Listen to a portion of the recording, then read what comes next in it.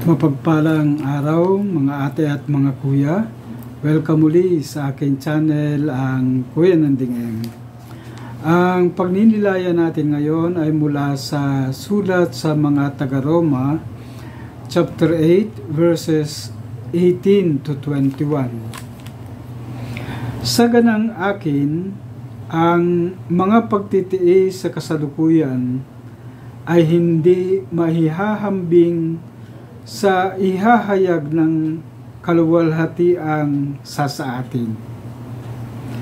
Nananabik ang sangnilikha na ihayag ng Diyos ang kanyang mga anak. Nabigo ang sangnilikha, hindi sa kagustuhan ito, kundi dahil ito ang niloob ng Diyos. Gayunpaman, may pag-asa pa, sapagkat ang sangnilikha ay palalayain sa pagkaalipin nito sa kabulukan at makakahati sa maluwalhating kalagayan ng mga anak ng Diyos. Ang salita ng Diyos. Salamat sa Diyos. Ang pinagninilayan ko dito ay ang salitang pagtitiis. Lahat naman tayo ay dumadanas sa mga pagtitiis financially, pagtitiis sa mga sakit, pagtitiis sa mga kahirapan, at pagtitiis sa minsan ay psychological na pagtitiis. Kaya napakahalaga ang pagbasang ito na nagbibigay sa atin ng isang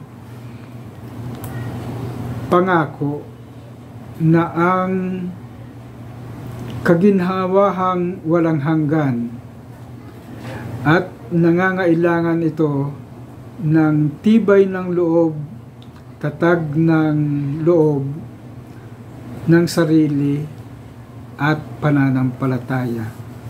Kung babalikan natin ang mga halimbawa ni Jesus, si Jesus ay nagtiis ng hirap, pinutungan ng tinik at nagbatan ng pagpasan ng krus para sa kaligtasan natin, kaligtasan ng sambayanan at kaligtasan ng sangnilikha.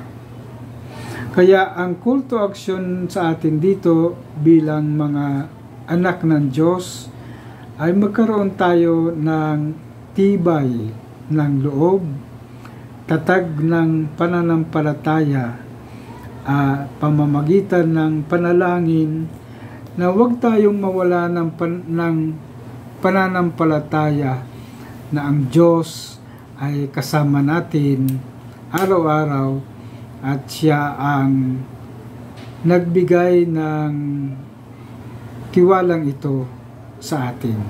So ito po muna ang aking ibabahagi. Si Kuya Nanding po at maraming salamat.